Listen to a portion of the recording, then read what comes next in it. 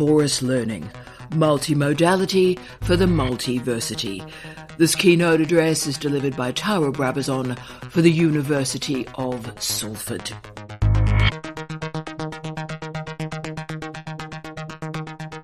I've been collecting Facebook advertisements selling generative AI to desperate students. And the imperatives of these advertisements have been understanding that students haven't attended class and now they're frightened that they're going to fail. But there's also recognition that the student hasn't even started the assignment until the day before it was due, even though academics provided the syllabus at the start of the semester. There's also this awareness that universities have software and hardware and wetware to diagnose and discover students' use of generative AI. But nudge, nudge, wink, wink, for 10 quid, we can solve all your problems with minimal effort. We can resolve your crisis, and yes, you will get an A. And it will be completely undetected by university academic integrity processes. So these advertisements validate shortcuts, excuses, and are anti or post information literacy and academic literacy. Indeed, their business model is based on students being in deficit, desperate, not knowing what's going on, and therefore willing to cheat so that they don't have to confront their lack of learning. So in response to these online advertisements, what's happening in our universities? Well, most of our campuses have a leader, with or without the inverted commas, telling us to get on the generative AI train. And if we don't drink that Kool-Aid, we will be left behind. And just a reminder, disruption is good for us. Well, for those of you who are the same age as me and therefore close to death, we've heard this techno enthusiasm for WebCT, Blackboard, Canvas, Wikipedia, Google for much of the last 25 years. With the underfunding of our neoliberal universities, it's much easier to celebrate a techno-shaman than ask difficult questions about teaching and learning. And you see, these difficult questions include how we care for academics and students in their diversity, how we place learning at the centre of our work and place learning in context rather than validating the arbitrary, artificial, and I would argue incorrect binary opposition of learning and cheating. Today, I'm not going to offer easy answers to difficult questions. I'm not going to confuse learning and cheating, the new and the important. Instead, together, let's build something new, a new concept, porous learning. And to enable this concept, we're going to align 4 ideas. We're going to look at the bias of communication, we're going to look at multimodality, we're going to explore the deficit model of teaching and learning, and yes, we will finish with porous learning through the universal design university. But let's start with the bias of communication. And we start this section with a major historical principle that comes from a Canadian professor by the name of Harold Innis. Our goal is to consider what we gain and what we lose through the media and communication choices that we make. Harold Innis was born in 1894 and died in 1952, so his life saw the movement from newspaper culture to television culture and the development of a national communication system that could move ideas internationally. Harold Innis was a famous academic. He was a distinguished historian and political economist through most all of his career, and he researched important, if earnest, topics. So his PhD investigated the building of the Canadian railway system. So he probed how space could be managed. His other major projects explored the fur trade and cod fishing. But what's so remarkable is at the point that many people would stay in a research area where they had respect and reputation and credibility, he moved away from economics and started to study communication. At its most basic, he investigated the relationship between the medium of communication and the configuration of identity. Suddenly, he became incredibly interested in large social variables, time and space. He became focused on the notion of bias. Now, when most of us think about bias right now, we think about politicians, we think about journalists who have a staunch or blinkered view of the world. But he argued that society has been dominated by different media of communication. So clay, papyrus, parchment, paper, and each medium creates a different monopoly of knowledge. A society that balances space-oriented media and time-oriented media will be successful in both space and time. But if the bias is not recognised, then what happens is communication media create and limit what is possible to experience. Bias, therefore, is used a bit differently in Innes's work compared to our current usage. Think about a bias-cut dress. So what this means is the fabric of the frock is cut in a particular way so that it moves in one direction and not another. So when Innes uses bias, he argues that communication systems are organised in a particular way that encourages particular types of thinking and cuts away others. Innes, in his use of bias, means emphasis. So Innes studied the Greek and the Roman empires. The Roman Empire, of course, was based on written communication that commanded power and respect. What have the Romans ever done for us? And oral communication maintains cultural practices. Written communication maintains power. So in the Roman Empire, laws were written accurately and sent around the empire.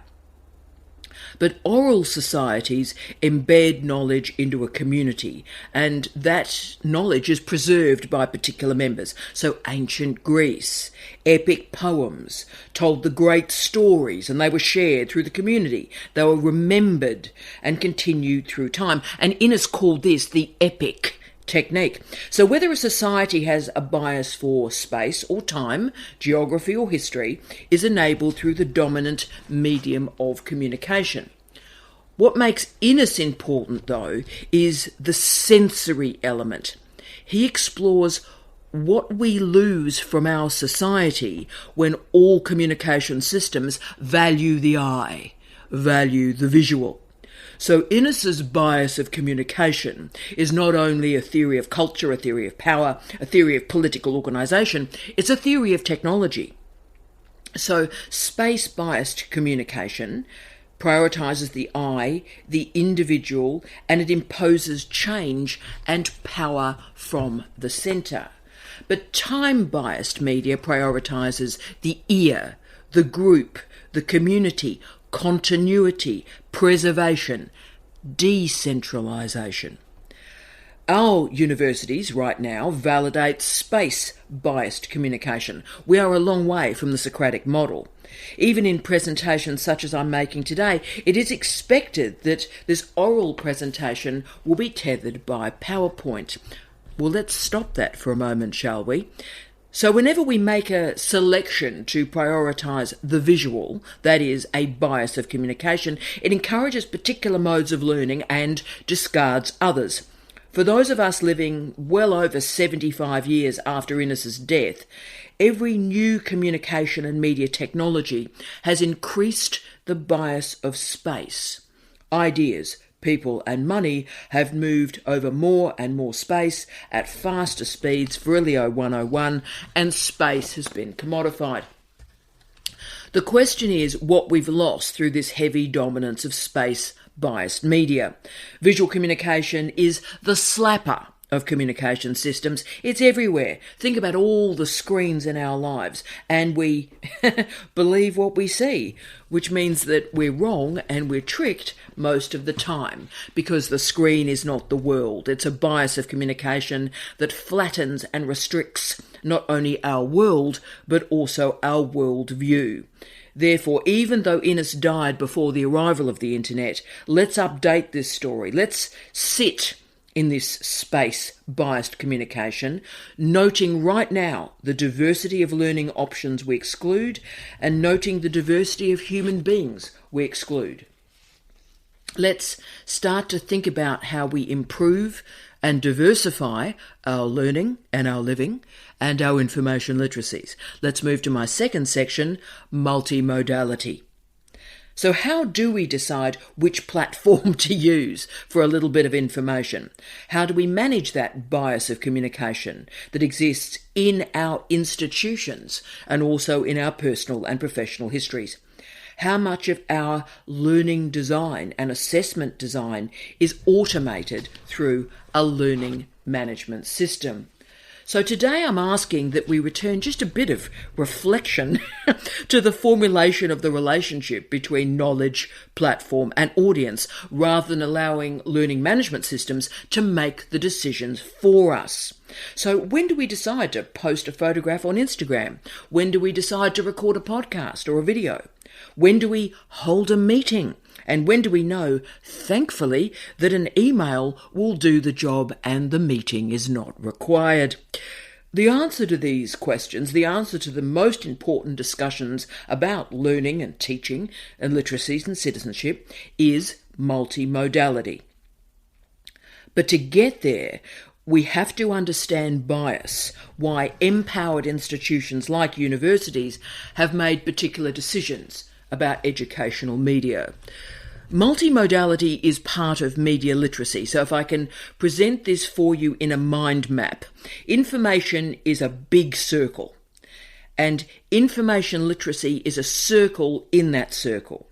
Media literacy is a small part of information literacy, and multimodality is part of media literacy. So let's break down that word, multimodality. Multi means many. Mode means the form or platform or way or channel through which we express ideas.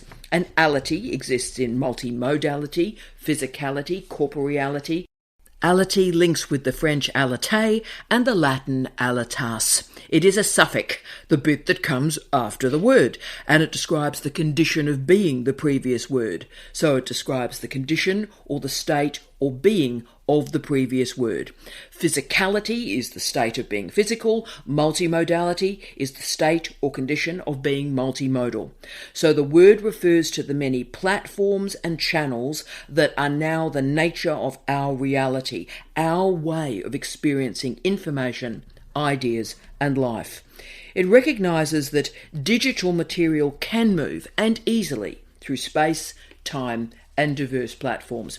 The digital material can live on these diverse platforms, but this technological determinism truncates the andragogical decisions we make about the alignment of form and content, media, and learning outcomes.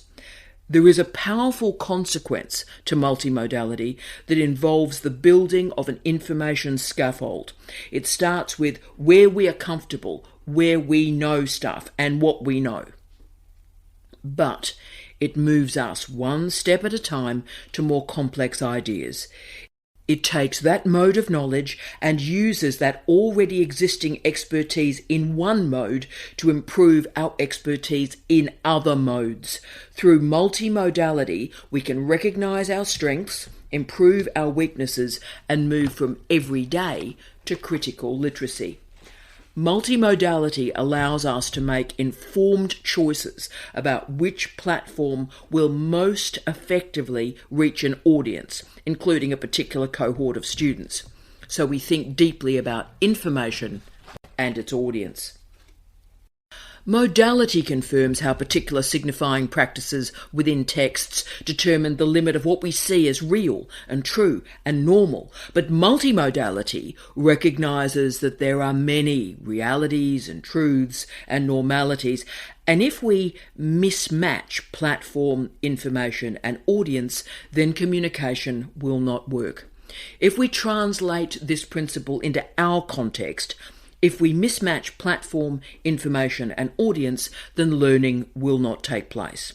So we need to construct a reality within our text, and that has to be recognised by our learners. If the modality is not recognised by learners, then we have not built the information scaffold, and understanding, let alone learning, will not occur. Multimodality creates awareness of the multiple realities that are available to be accessed on diverse platforms. Multimodality proves that the medium is not the message. Modality is not determined by the form, the signifier, the medium, but our interpretation of the form, that is, the signified. So the medium is not the message. Every signifier, media, have many signifieds, content.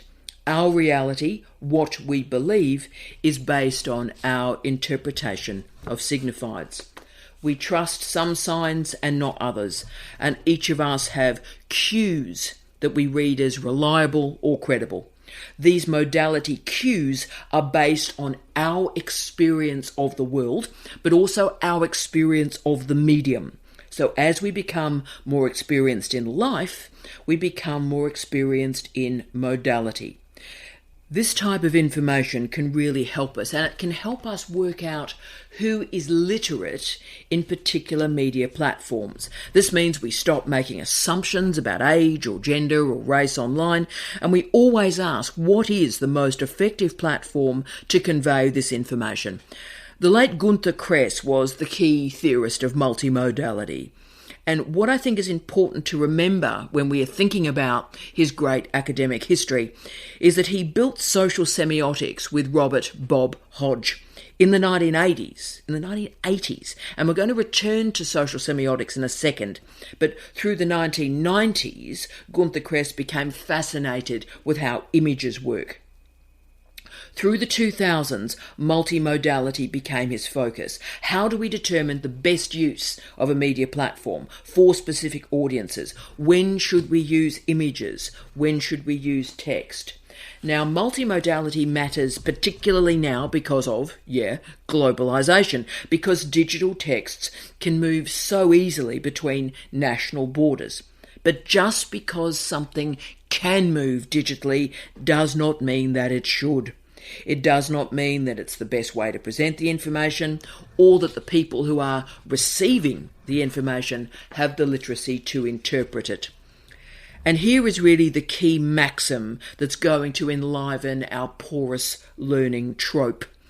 Günter Kress realised that the greater the cultural differences, the greater the differences in terms of their representational system and literacies.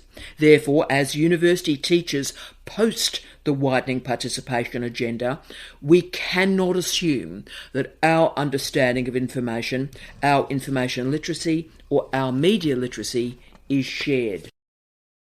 What works for us in universities may not work outside universities. Indeed, what we think is working inside universities may not be.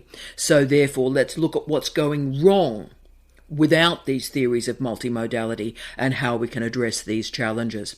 Let's move to my third stop of the day, deficit models of teaching and learning.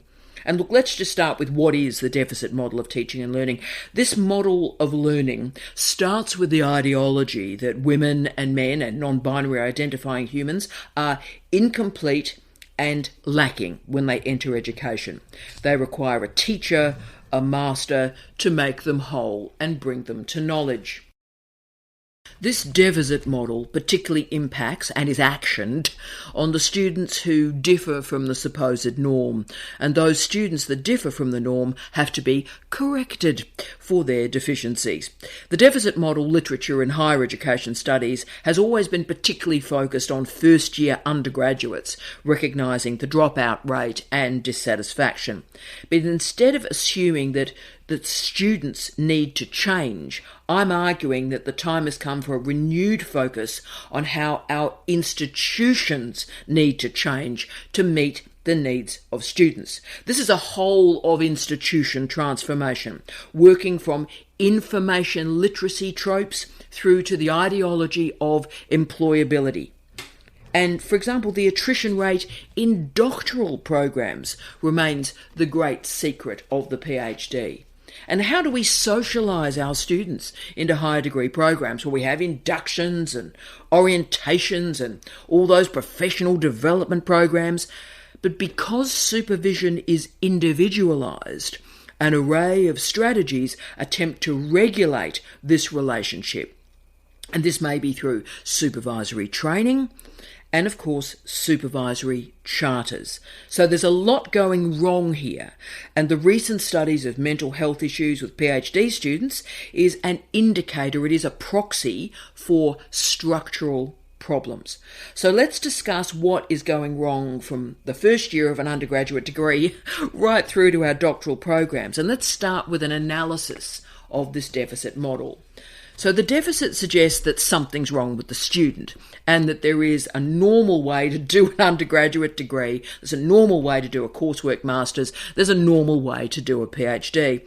And those who haven't had a life experience aligned with what is seen to be this normative educational pathway into a university are marked as different, as in deficit, and require remedial training, teaching and preparation. We have a greater diversity of students in our universities right now than at any point in history. We need a better way beyond what Biggs has described as, quote, blame the student, end of quote. You see, sometimes, most of the time, the reason for failure or attrition is not poor motivation. It's not low-level ability. Remember where we started this conversation with the bias of communication. Our platforms are chosen and constructed to enable empowered ideas to move through space and time. The consequence of this model is that all the knowledge that the students bring to education is rendered irrelevant, unimportant, counterproductive, and indeed problematic. This is a disaster for many reasons. Firstly, such a model blocks the capacity to learn. I've always maintained through my life and career one singular teaching rule. Start where the students are rather than where I want them to be. If we do not have a recognition of students' needs, and if we don't have a recognition of the knowledge that students hold before they enter the program, then this is not only offensive, it's actually ridiculous. For those of us who are living in formerly colonised nations, to ignore, undermine or marginalise Indigenous, First Nation and First Peoples knowledges simply continues colonisation. The best of learning takes student expertise and discovers andragogical strategies to align disciplinary knowledge with that prior expertise. In other words, we are enabling the social semiotic, aligning social systems with textual systems, summoning that work of Hodge and Kress. Weirdly, we've forgotten this knowledge because it's easier and simpler to buy software, to buy a learning management system and squeeze students and academics into the requirements of that system. Secondly, the ignorance and marginalisation of student knowledge is particularly disastrous for groups that suffer and manage discrimination in the rest of their lives. Indigenous students, students of colour, international students, students with a disability, women, gay, lesbian, bisexual, transgender students, students of differing ages. Those assumptions of learning, those assumptions of supervision can result in heteronormative, procreative, colonial, white, English-speaking, ageist, ableist, misogynist truths. And these truths not only squeeze out alternative views, alternative truths, but most of the population.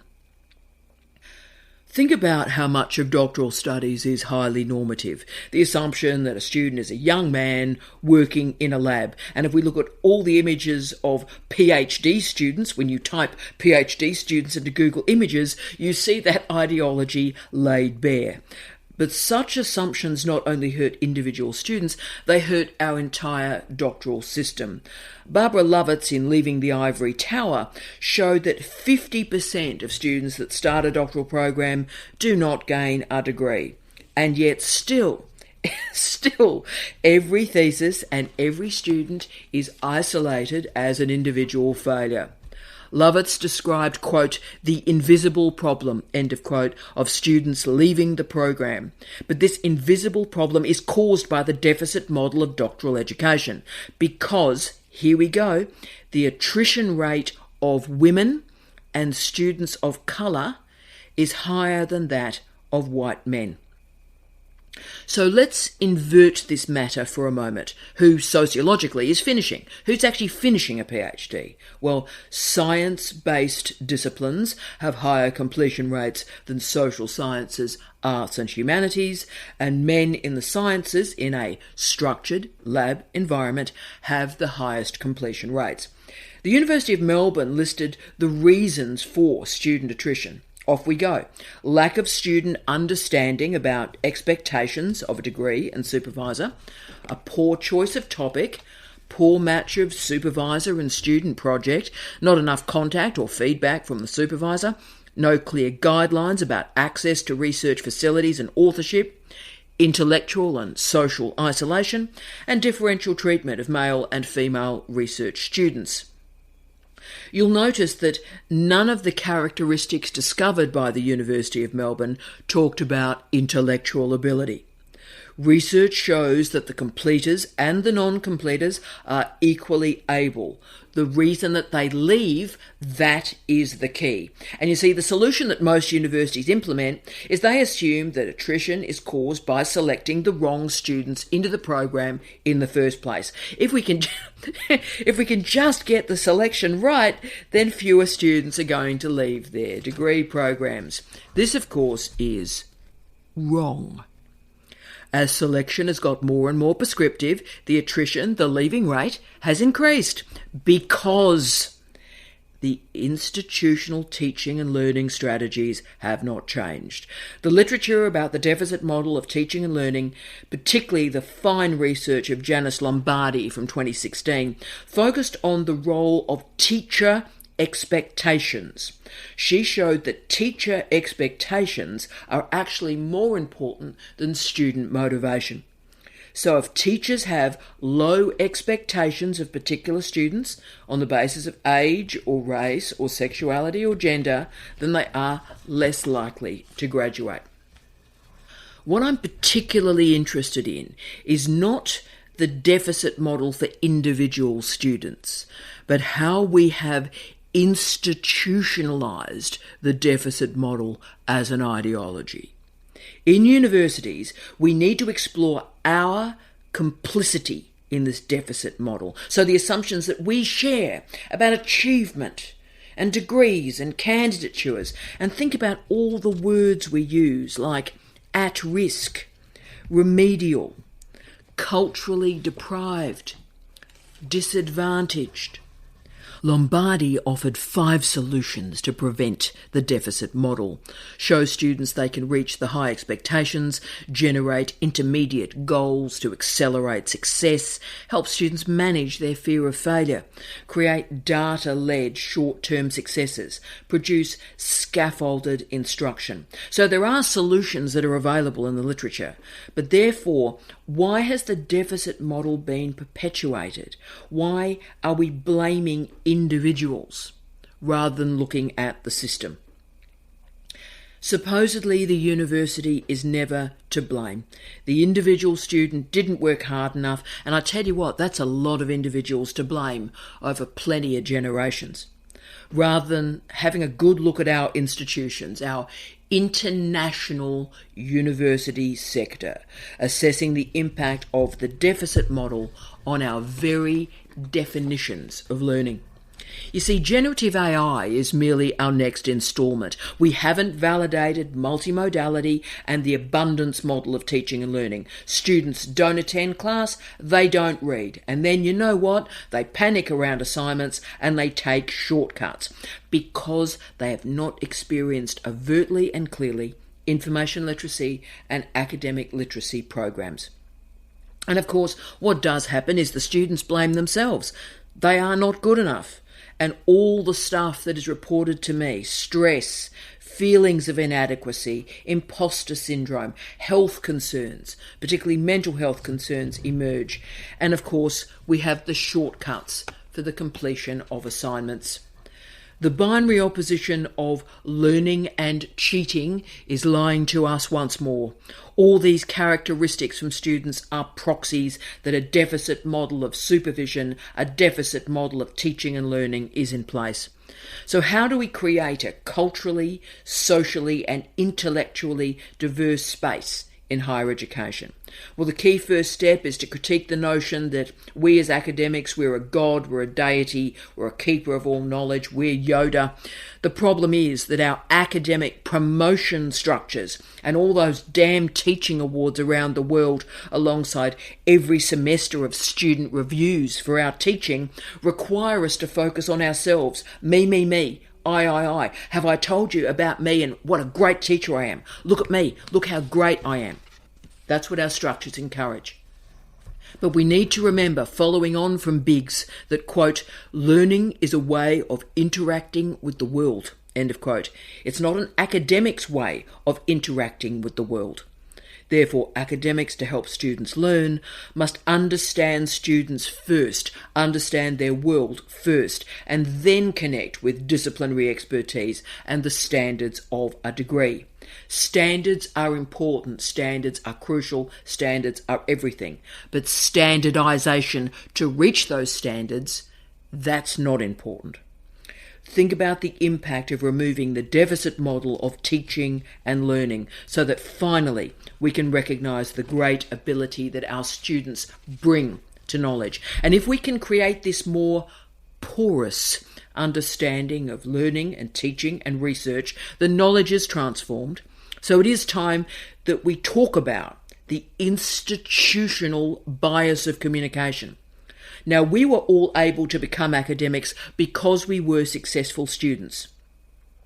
We returned to our teachers in their assessment design the model of communication and writing and research in which they were educated. So we gained from the homology, while tens of thousands of students did not and do not. Therefore, let's intervene. Let's be the change that we want to see. Let's summon porous learning. And that's my fourth stop, porous learning and the universal design university. Porous teaching and learning are founded on three theories: the social semiotic, multimodality and universal design. All textual systems, academic or otherwise, exist in a social system. At the moment, neoliberalism is our social system, emphasising individuals, choices, markets, anti-regulation, freedom of speech rather than freedom to read, and a casualised part-time teaching workforce. But by valuing the diversity of our students and the diversity of teaching and learning in higher education before neoliberalism, a different present and future can be constructed. Our job is to connect our students' lives, their knowledge, their current information literacy with the standards required to graduate from an undergraduate degree. We, with transparency, move students from everyday to applied and then theoretical to reflexive literacy. We enact multimodality and universal design. No deficit, just an opportunity to render our universities more socially just. And the transformations to knowledge when we do this are astounding. There are many descriptors for this new porous mode of teaching and learning, and one of the most evocative is the abundance model.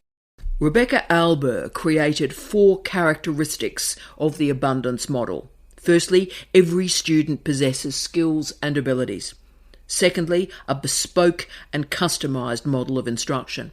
Thirdly, recognise standards are different from standardisation. And finally, confirm that all learning builds on already existing strengths and interests. Such models make incredible sense for our higher education institutions trying to understand the barriers that block student success. Too often, how we were taught is how we teach, and yet how our universities and how the political economy frames those universities has transformed radically in the last 5 years, let alone the last 30. Subjectivity, experience, rather than research-driven practice dominates. So in this subjectivity, pre-existing biases can undergird our practice. Beth Harry and Jeanette Klinger describe this as, quote, the social, cultural deficit lens, end of quote. The challenge is that the leadership of our universities remains dominated by white men, particularly drawn from the hard sciences. Therefore, role modelling for our students and staff is particularly difficult. Most of us are not white men from the experimental sciences. Therefore, how do we shift a university into a multiversity? We return to the role of multimodality in enabling a critique of the bias of communication, a respect for the social semiotic, and the construction of a curriculum and assessment design that is porous and based on respect and compassion. An array of research confirms that the students that reflect on the process of completing a degree, that reflect on the process of even completing an assignment, are more likely to graduate. Therefore, configuring assessment design with a meta-reflection on that design and a meta-reflection on the student's development is not only a great way to sidestep generative AI, but to also do the work overtly to move our students through everyday applied theoretical and reflexive literacies. Multimodality is important. It allows us to critique the deficit model by focusing on the learning of students rather than the neoliberal management of teachers. The apprenticeship model can create what Ward and Ward described as, quote, benign neglect. We need strategies to render the invisible visible and to see the scaffold of higher education. How do we learn about learning? It is certainly a privilege to be a university academic. The privilege of teaching and learning I have never taken for granted. But the problem is that the gifts of higher education to individuals, to families, to regions, to nations, to citizenship, to the world, these gifts are rarely discussed. Instead, universities are a problem. And of course, we as academics, we're a very difficult workforce. But instead of these tough and intricate conversations like we're having today about what's going wrong and how to make this better, we have a group of experts, with or without the inverted commas, and they're called education consultants, and they explain the failings of our current system for a fee, and they show what sort of alternatives are available. Now, surprisingly, or perhaps not, these alternatives do not validate the diversity of students, the public good, information literacy, and lifting the standards of reading, writing and thinking. They value Fordist knowledge, indeed the knowledge factory, to summon Arnowitz, serving the needs of industry. Can I say industry is very narrowly defined? An example of this genre is the truly horrific book by Martin Betts and Michael Roseman, The New Learning Economy Thriving Beyond Higher Education, published in 2023, and they propose, obviously, the new university, and that this new university should learn the entrepreneurial lessons of Tesla, Spotify, YouTube and Apple, with Elon Musk being the model of leadership for the future of higher education. Considering the chaos and populism emerging through his leadership of X, the efficacy of this model is questionable at best.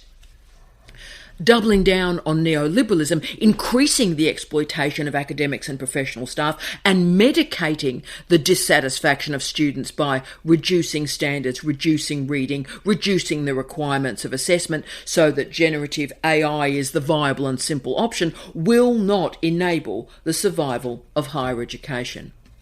You see, providing digital access to learning materials has never been sufficient to providing a multimodal curriculum. Many students think and act that if they access Google or ChatGPT, it's going to be enough to tackle any problem they encounter. It's therefore crucial that we, from the first week of higher education, value and enable libraries and librarians, information and academic literacies. In our digitally transformed educational landscape, simply digitising materials without considering the educational reasoning behind doing so and then incorporating this reflection into assessment design brings in a wide array of exclusions and marginalisation. Universal design matters. It matters to intervene. It matters to make this change. You see, it was initially based on housing accessibility. The notion of universal design recognises, as Mace confirmed, that, quote, because most of the features needed by people with disabilities were useful to others, there was a justification to make their inclusion in common practice, end of quote. These design choices resulted in services and products that are usable by all. By designing curricula with universal design at the forefront as the first lens, it becomes accessible to all because the focus is shifted from the content to be taught to the learner to be taught. Once the learner becomes the centre of the learning experience, then access is not limited by the parameters of portals and paradigms. The International Convention on the Rights of Persons with Disabilities was ratified by more than 100 nations, and inclusive education was an imperative of this document, and that mandate included universities. Indeed, Justin Powell described this movement as, quote, the Universal Design University, end of quote. This is a foundational commitment beginning with open and accessible learning architecture. Students coming to university from marginalised communities are managing a double oppression. They are bullied and discriminated against in primary schools and high schools, and their capacity to attend university is truncated by those standardised tests. Their capacity to achieve is inhibited through this systematic discrimination. Invisibility and marginalisation intensify. The word enabling is incredibly important to this discussion. It signifies the recognition and location of limiting and disabling structures, rather than the labelling of disabled people. Discrimination creates disability through learning. Universal design enables all scholars to learn through access to and activation of reflexive multimodal platforms. This is the building block of the multiversity, commencing with andragogical, metaphoric curb cuts. The impact of not respecting differences and implementing these very simple andragogical curb cuts is obvious, but remains typical in many universities. This marginalisation through analogue space is only intensified through the institutional push to digitisation. Because online learning has been framed throughout its 25-year history as a way to reduce costs and a way to create efficiencies, the principles of universal design have been lost in this rush to digitisation. We remember the pandemic and what I've described as panic learning. Shortcuts, speed were valued over learning design and backward mapping. And we are still living with the consequences of panic learning and shortcuts all these years later. The impact on doctoral programs of these undergraduate degree shortcuts are now being revealed. Universal design is not a short-term strategy for economic efficiency. It's a long-term movement to transform learning, teaching, research and higher education. To establish a multiversity, a three-stage process is required. Firstly, we must remove analogue and digital barriers to participation in higher education. Secondly, instigate principles of universal design. And finally, promote and validate an array of options, features and pathways as a standard practice for all students. All interventions must commence with accessibility, whether it's to classrooms, to toilets, to learning management systems, to a social life. And if this first stage is not reached, then all other interventions are irrelevant. Access is the first step, and attrition results if it is the only step. In higher education, universal design has three components. Firstly, the capacity to develop a curriculum, product, artefact, policy or procedure that recognises a diversity of users from the very moment of its inception. Secondly, a movement beyond modifications and accommodations to allow students to cater for their individual needs. Accessibility capabilities are available from the point of release. And finally, the removal of platforms and interfaces that differentially empower some users over others and replace them where appropriate with universally designed alternatives. Universal design necessitates a deep reconciliation between exclusionary historical legacies of higher education and the present capabilities for injustice and discrimination initiated, shaped and continued through neoliberalism. The gift of commencing our work in teaching and learning, and commencing that work with multimodality, universal design, and the trope of a multiversity, is that we see our curriculum, our assessment, our classrooms, and our daily communication systems in a different way. New relationships emerge between form and content, platform and knowledge, text and context, and this project summons learning-led teaching and learning-led research.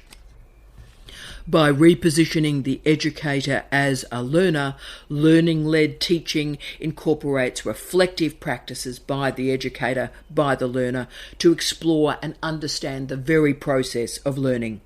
We look for relationships, alignments, and movements. Knowledge is porous. Learning architecture is porous. The relationship between learners and teachers is porous. We respect the gifts of other approaches, other knowledge systems, and they change us, and they change what we do. The brittleness of those ChatGPT ads where shortcuts and cheating masks learning and enabling can be recognised for what they are. Neoliberal solutions to neoliberal problems. Learning is challenging. Learning is uncomfortable. Pushing the boundaries of a learner's expectations, a learner's experience, always leads to discomfort.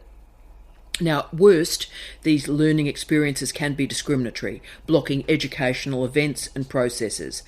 The demeaning of difference may not be intentional on behalf of the teacher, but when teachers continue to teach as we were taught, without educational theory, educational qualifications, or professional development providing nodes of critique or reflection, then legacy architecture, including intellectual legacy architecture, can proliferate. Paul Gonski described this process as, quote, recycling misperceptions, all of which justify inequalities, end of quote. Therefore, the interventions of universal design can freshen thinking, interrupt legacy intellectual architecture, and transform each moment of teaching and learning experience. They also shred neoliberal ideologies.